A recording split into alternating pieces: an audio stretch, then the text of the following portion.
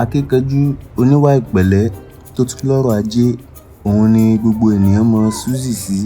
Ṣùgbọ́n tó bá ti di ní òru, ògbólógbòó adigunjalè ìgárá ọlọ́ṣà, Suzy yìí kan náà ló ń jẹ́ bẹ́ẹ̀.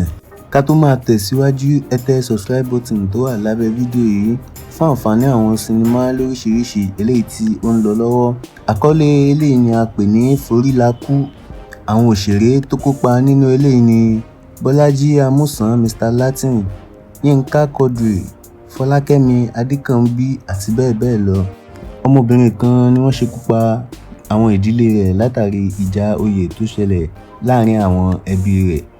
Ohun ìyàlẹ́nu ló jẹ́ wípé ọmọbìnrin yìí nìkan ni orí kó yọ nínú ìṣẹ̀lẹ̀ aburú tó ṣẹlẹ̀ eléyìí tí ó mú ẹ̀mí àwọn òbí rẹ̀ àti àwọn àbúrò rẹ̀ lọ. Fún ìdí èyí, ọmọbìnrin yìí pinnu láti di adigunjalè nítorí àtigbẹ̀san ikú tó pa àwọn ẹbí rẹ̀. Ṣé wá lérò pé ìgbésẹ̀ tó tọ́ ni ọmọbìnrin yìí gbé yìí? Kí ni yóò padà gbẹ̀yìn rẹ̀? Ṣé yóò rí ẹ̀san gbà lára àwọn tí ó pa àwọn ẹbí rẹ̀ ni, tàbí kí ni yóò ṣẹlẹ̀ gan?